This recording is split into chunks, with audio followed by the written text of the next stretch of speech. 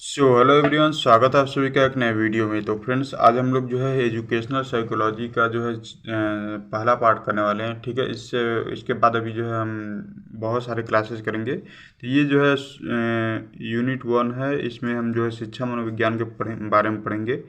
ठीक है, educational psychology के बारे में। ठीक है, तो देखिए इससे जो है क्वेश्चन आपके जो है यूपी टेट में भी आते हैं, सी टेट में भी आते हैं, और जो है आपके सुपर टेट वगैरह में भी आते हैं। ठीक है, यानी कि टीचिंग के जितने भी एग्जाम हैं, जैसे D++ के देंगे। ठीक है, तो मतलब टीचिंग के जो भी एग्जाम है उसमें जो है एजुकेशनल साइकोलॉजी से क्वेश्चन जो है पूछे जाते हैं। ठीक है, तो सबसे पहले देखिए शिक्षा मनोविज्ञान होता क्या है। तो देखिए यहाँ पर देखिए लिखा हुआ है कि शताब्दियों पूर्व मनोविज्ञान को दर्शन शास्त्र की एक शाखा के रूप में माना जाता था।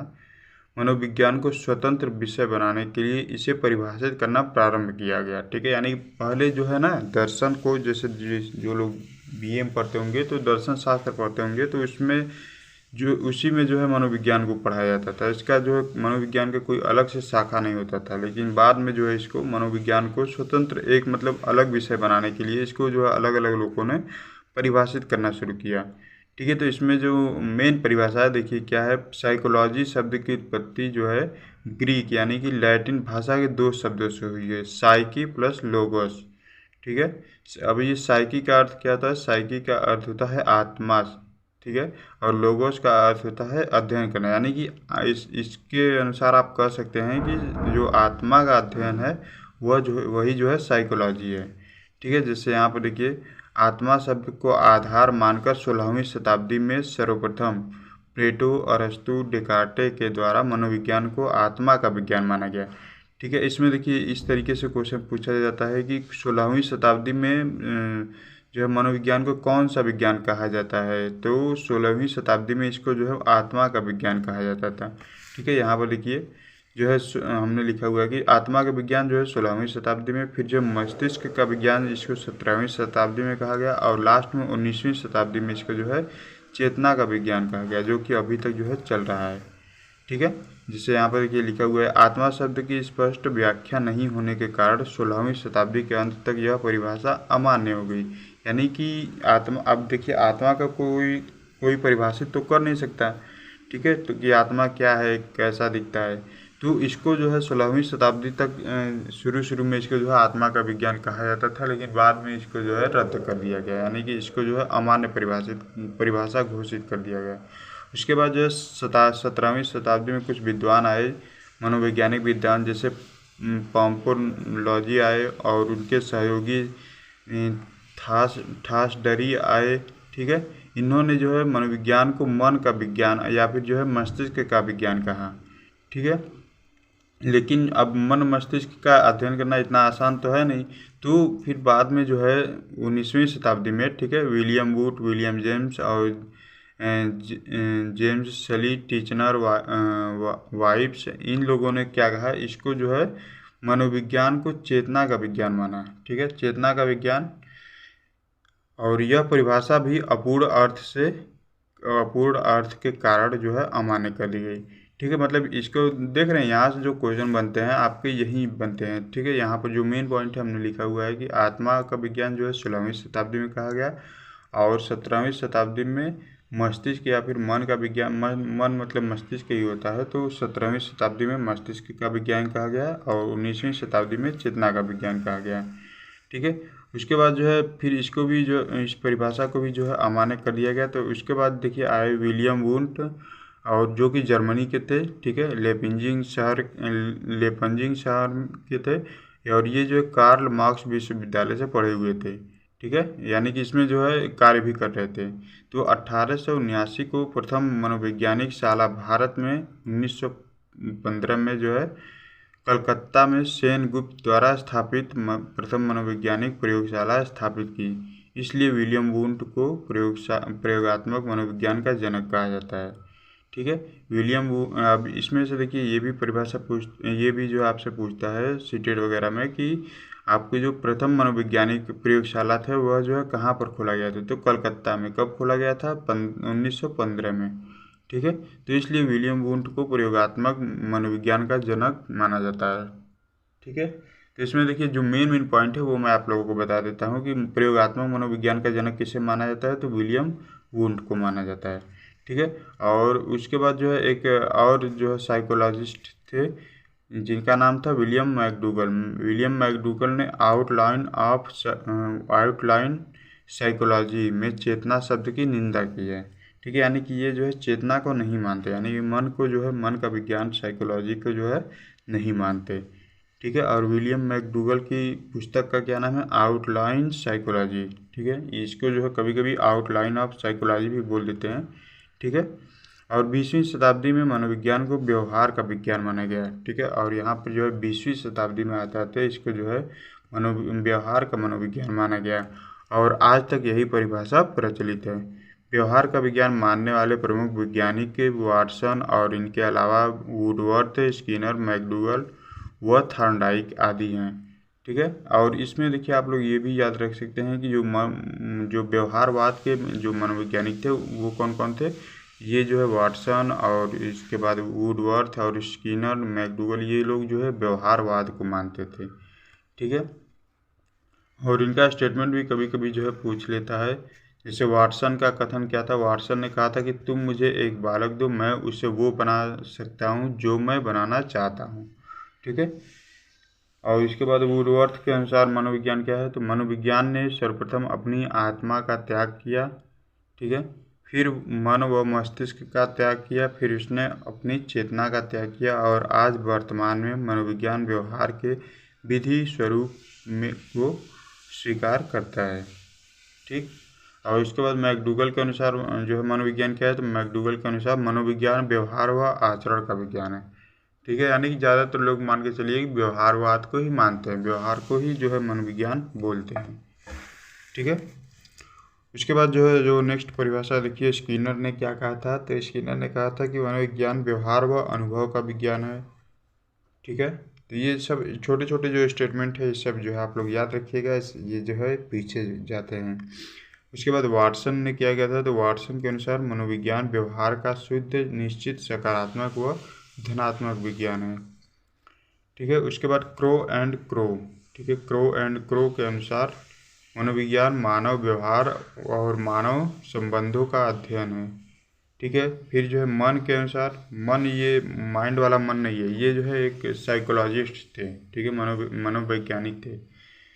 इनके अनुसार जो है आधुनिक मनोविज्ञान का संबंध व्यवहार की वैज्ञानिक खोज है, ठीक है। यानी कि देख रहे हैं व्यवहार ही हर बात में जो है व्यवहार ही घुसा पड़ा है, यानी कि मनोविज्ञान को जो है व्यवहार का विज्ञान ही अभी तक माना जा रहा है, ठीक है। उसके बाद जो है स्किनर ने क्या कहा था कि शिक्षा मनोविज्ञान अध्यापकों की तैयारी की आधारशिला है, ठीक है। यानी कि ये मानते थे कि जो भी शिक्षक है जो कि बालकों को पढ़ाता है उनके अंदर जो है एक मनोवैज्ञानिक सोच होनी चाहिए, एक साइकोलॉजिस्ट सोच होनी चाहिए, ठीक है। और मनोविज्ञान की मुख्य शाखाएं कौन कौन सी है ये जो है देख लीजिए। मनोविज्ञान की मुख्य शाखाएं सामान्य मनोविज्ञान, असामान्य मनोविज्ञान, तुलनात्मक मनोविज्ञान जिसमें तुलना करके जो है अध्ययन किया जाता है, फिर जो है प्रयोगात्मक मनोविज्ञान, फिर समाज मनोविज्ञान, औद्योगिक मनोविज्ञान, बाल मनोविज्ञान या फिर जिसको जो है बाल विकास भी कहा जाता है, ठीक है। फिर जो है किशोर मनोविज्ञान जिसमें किशोरों का अध्ययन किया जाता है, प्रौढ़ मनोविज्ञान जिसमें प्रौढ़ लोगों का अध्ययन किया जाता है, विकासात्मक मनोविज्ञान जिसमें विकास का अध्ययन किया जाता है, ठीक है। निंदात्मक या फिर उपचारात्मक, इसको जो है क्लिनिक मनोविज्ञान भी बोलते हैं। फिर जो है परा मनोविज्ञान, यानी कि आधुनिक शाखा जो है परा मनोविज्ञान की है।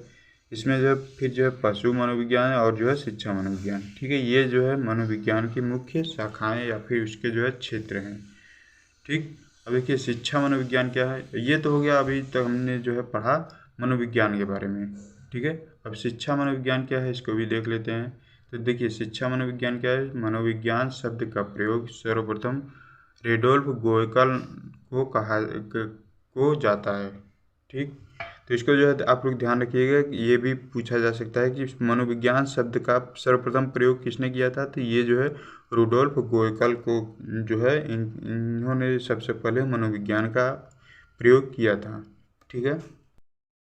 फिर इसके बाद देखिए विलियम जेम्स ने दर्शन शास्त्र से मनोविज्ञान को मुक्त कराया। यानी कि दर्शन शास्त्र में जो मनोविज्ञान पढ़ाया जाता था, तो दर्शन शास्त्र से मनोविज्ञान को किसने अलग किया? तो ये जो है विलियम जेम्स ने अलग किया। और अमेरिका में मनोविज्ञान के जनक विलियम जेम्स ही हैं। मनोविज्ञान की शाखा शिक्षा मनोविज्ञान की उत्पत्ति 1900 ईस्वी में मानी जाती है। ठीक है, ये जो है अमेरिका में मनोविज्ञान के जो है जनक थे। कौन? William James. ठीक है, ये अमेरिका के भी थे। और बाद में थॉर्नडाइक, जड़, टर्मन, प्रोवेल, हर्बल आदि के प्रयासों से 1920 में शिक्षा मनोविज्ञान को स्पष्ट स्वरूप प्राप्त हुआ। ठीक है, यानी कि ये जो है इतने मनोवैज्ञानिक थे जिन्होंने कि शिक्षा मनोविज्ञान को जो है आपके दर्शन शास्त्र से अलग किया था। ठीक है, यानी कि इनके कहने पर जो है इनकी अलग अलग परिभाषाएं, अलग अलग तर्क इन्होंने दिया, जिसकी वजह से शिक्षा मनोविज्ञान को दर्शन शास्त्र से अलग किया जा सका। ठीक है, अब यहाँ पर देखिए कुछ स्टेटमेंट है जो कि आपको जो है ध्यान में रखना है। देखिए, प्रथम शैक्षिक मनोवैज्ञानिक थॉर्नडाइक को माना जाता है। अगर आपसे पूछता है कि प्रथम शैक्षिक शिक्षा मनोविज्ञान के प्रथम जनक कौन थे, तो ये जो है थॉर्नडाइक को माना जाता है। ठीक है, शिक्षा में मनोवैज्ञानिक दृष्टिकोण को सूत्रपात रूसो ने किया। ठीक है, अब उन्होंने अपनी पुस्तक ईमेल में लिखा, शिक्षा संस्कृत के शिच्छ धातु से बना है। ठीक है, यानी कि शिक्षा किस धातु से बना? शिच्छ धातु से। उसके बाद जो है स्टेटमेंट देख लीजिए, 3-4 स्टेटमेंट है जो कि आपको ध्यान में रखने हैं। रूसो के अनुसार क्या है कि बालक एक पुस्तक के समान है जिसका अध्ययन प्रत्येक अध्यापक को करना चाहिए। और क्रो के अनुसार क्या है कि शिक्षा मनोविज्ञान जन्म से वृद्धावस्था तक एक व्यक्ति के सीखने के अनुभवों का वर्णन और व्याख्या करता है। यानी कि शिक्षा मनोविज्ञान वह है जो किसी भी व्यक्ति को जन्म से वृद्धावस्था तक वह जो है जो कुछ भी सीखता है उसका वर्णन करने के लिए शिक्षा मनोविज्ञान की आवश्यकता होती है। ठीक है, उसके बाद फ्रोबेल के अनुसार, फ्रोबेल ने क्या कहा था कि शिक्षा एक प्रक्रिया है जिसके द्वारा एक बालक अपनी जन्मजात शक्तियों का विकास करता है। ठीक है, फिर जो है स्किनर के अनुसार क्या है कि मनोविज्ञान शिक्षा का आधारभूत विज्ञान है। और ट्रो के अनुसार है शिक्षा मनोविज्ञान शैक्षणिक प्रस्तुतियों को मनोवैज्ञानिक दृष्टि से अध्ययन करता है। ठीक है, अब एजुकेशन का अर्थ समझ लेते हैं। ठीक है, एजुकेशन जो कि आपका शिक्षा है, तो एजुकेशन का अर्थ देखिए है क्या है। जो एजुकेशन शब्द है यह जो है लैटिन शब्द है इंग्लिश में। ठीक है, और एजुकेशन जो है एडुकेटम से बना है, EDUCATUM। ठीक है, एडुकेटम से बना है जिसका अर्थ क्या है? ई का अर्थ होता है इंटरनल यानी कि अंदर से। ठीक है, और ड्यूको का अर्थ होता है बाहर निकालना। ठीक है, बात समझ में आ गई। देखिए, एजुकेशन जो है एडुकेटम से बना है और एडुकेटम जो है 2 शब्दों से बना है, ई प्लस ड्यूको।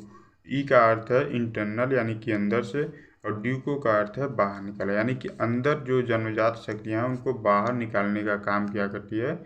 शिक्षा करती है, यानी कि एजुकेशन करती है। ठीक है, फिर इसके बाद जो है मेन पॉइंट हम लोग देख लेते हैं। अर्थात शिक्षा का अर्थ होता है बालक की अंतर्निहित योग्यताओं को बाहर निकालकर उसके व्यवहार में परिवर्तन करना। ठीक है, ये जो है शिक्षा का अर्थ हो गया। उसके बाद जो है देखिए, एजुकेशन शब्द की उत्पत्ति लैटिन भाषा के 2 अन्य शब्दों से भी मानी जाती है। ठीक है, अभी देखिए हमने देखा कि एजुकेशन को जो है एडुकेटम शब्द से बना है, और एडुकेटम जो है ई और ड्यूको शब्द से बना है। लेकिन इसके अलावा जो है एजुकेशन को 2 शब्दों से और माना जाता है, एडुकेयर और एजुसियर। ठीक है, देखिए दोनों में अंतर है। ठीक है, EDUCAR, यहाँ CAR ही है, यहाँ जो है CERE है। ठीक है, एडुकेयर और एजुसियर। एडुकेयर का अर्थ होता है पालन पोषण करना, और एजुसियर का अर्थ होता है आगे बढ़ना। ठीक है, या फिर आगे बढ़ाना, अर्थात मानव व्यवहार का अध्ययन कर उसमें परिवर्तन या परिमार्जन करना ही शिक्षा मनोविज्ञान है। अब शिक्षा मनोविज्ञान की प्रकृति कैसी होनी चाहिए? ठीक है, तो इसमें देखिए शिक्षा मनोविज्ञान की प्रकृति वैज्ञानिक है। इसमें नियम व सिद्धांत का प्रयोग किया जाता है। किसी भी वैज्ञानिक पद्धति में हम इसका अध्ययन करते हैं जिसका निरीक्षण किया जा सकता है। अतः शिक्षा मनोविज्ञान व्यवहार का अध्ययन करता है जिसका कि निरीक्षण किया जा सकता है। ठीक है, यानी कि शिक्षा मनोविज्ञान जो है व्यवहार का अध्ययन करता है। अभी देखिए, अभी तक जो है व्यवहारवाद ही चल रहा है, यानी कि शिक्षा मनोविज्ञान को जो है एक व्यवहार के रूप में ही देखा जा रहा है। उसके बाद नेक्स्ट पॉइंट है शिक्षा मनोविज्ञान व्यक्ति के व्यवहारात्मक पक्ष का शैक्षणिक परिस्थितियों में अध्ययन करता है। ठीक है, उसके बाद नेक्स्ट है देखिए, शिक्षा मनोविज्ञान व्यक्ति के व्यवहार का वैज्ञानिक अध्ययन करता है। फिर है शिक्षा मनोविज्ञान एक सकारात्मक या विद्यात्मक विज्ञान है जो शिक्षा के कब से कब, कैसे और कहाँ आदि प्रश्नों के उत्तर पर ध्यान केंद्रित करता है। और जो है शिक्षा मनोविज्ञान अतीत की अपेक्षा वर्तमान की घटनाओं से क्या और क्यों से संबंधित है। इसके नियम और सिद्धांत सार्वभौमिक है। अगर आपसे पूछता है कि शिक्षा के नियम और सिद्धांत कैसे हैं, तो ये जो सार्वभौमिक है, यानी कि जो भी सिद्धांत और जो भी जो है नियम बनाए जाएंगे शिक्षा में, वो जो है हर जगह काम आएंगे। ठीक है, ऐसा तो है नहीं कि a+b का होल स्क्वायर यहाँ पर कुछ और है, तो अमेरिका में a+b का होल स्क्वायर का जो फार्मूला है वो कुछ और है। ठीक है, यहाँ पर जो है साइन थीटा का मान लंब बटे कर्ण होता है, तो अमेरिका में दूसरा कुछ होता है, कर्ण बटे आधार होता है। ठीक है, तो ऐसा नहीं है, हर जगह जो है एजुकेशन के क्षेत्र में जो भी नियम और सिद्धांत दिए जाएंगे वो जो है हर जगह फॉलो होते हैं। ठीक है, ये जो सार्वभौमिक है, इसके द्वारा भविष्यवाणी की जा सकती है। ठीक है, यानी कि एजुकेशन, अगर आप मान लीजिए शिक्षा प्राप्त करते हैं तो आप जो है पहले से चीज़ों को बता सकते हैं कि नहीं ये चीज़ें जो है हो सकती हैं। ठीक है, शिक्षक के लिए शिक्षा मनोविज्ञान की क्या उपयोगिता है, तो स्वयं को पहचानने में सहायक होता है और बालक को पहचानने में भी सहायक होता है। शिक्षक के दृष्टिकोण को उन्नत व व्यापक बनाने में सहायक होता है। ठीक है, देखिए इसमें से जो जो भी क्वेश्चन बन सकते हैं वो मैं आपको जो है अलग से बता दे रहा हूँ। ठीक है, कि यहाँ यहाँ से ये जो है क्वेश्चन बन सकते हैं। इसके बाद नेक्स्ट है शिक्षक के दृष्टिकोण को उन्नत व व्यापक बनाने में सहायता होता है। ठीक है, अब आपसे पूछ सकता है कि शिक्षक के लिए मनोविज्ञान की क्या उपयोगिता है। आप 4 ऑप्शन दे देगा, उसी में से कोई एक दे देगा कि स्वयं को पहचानने में सहायक होता है, या फिर ये भी दे सकता है कि बालक को पहचानने में सहायक हो सकता है। ठीक है, तो ये सब चीज़ें जो है आप लोगों को ध्यान में रहेगा, तो जो क्वेश्चन किसी भी तरीके से घुमा कर पूछे आप जो है उसका उत्तर आसानी से दे पाएंगे। ठीक है, फिर जो है देखिए, किसी भी प्रकार की कक्षा में शैक्षणिक प्रस्तुतियाँ जागृत करने में सहायक होता है। बालकों के प्रति प्रेम, सहानुभूति व समदृशि भाव अपनाने में सहायक होता है। बालकों के चहुमुखी विकास के लिए, यानी कि सर्वांगीण विकास के लिए उचित शिक्षक विधियों अपनाने में सहायक होता है। बालकों को अभिप्रेरित करते हुए उनमें रुचि जागृत करना, मूल्यांकन की नई नई विधियों का प्रयोग करना चाहिए। ठीक है, इन सब चीज़ों के लिए जो है शिक्षक के लिए शिक्षा जो है उपयोग में होता है। इसके बाद हम जो है अधिगम के बारे में पढ़ेंगे, वो हम जो है नेक्स्ट क्लास में पढ़ेंगे। ठीक है, ये सभी जो है आपको जो है ध्यान में रखनी है, और चाहे तो आप लोग जो है इसका नोट्स भी बना सकते हैं, कोई दिक्कत नहीं है। ठीक है, तो चलिए मिलते हैं नेक्स्ट वीडियो में। किसी भी प्रकार का कोई भी डाउट हो या फिर कुछ भी पूछना हो आप हमें कमेंट कर सकते हैं। ठीक है, सीटेट में देखिए ज़्यादा जो है टफ क्वेश्चन नहीं पूछे जाते हैं, बस जितना मैं पढ़ा रहा हूँ उतना आप लोग पढ़ लीजिए, आसानी से आपका जो है सीटेट क्वालिफाई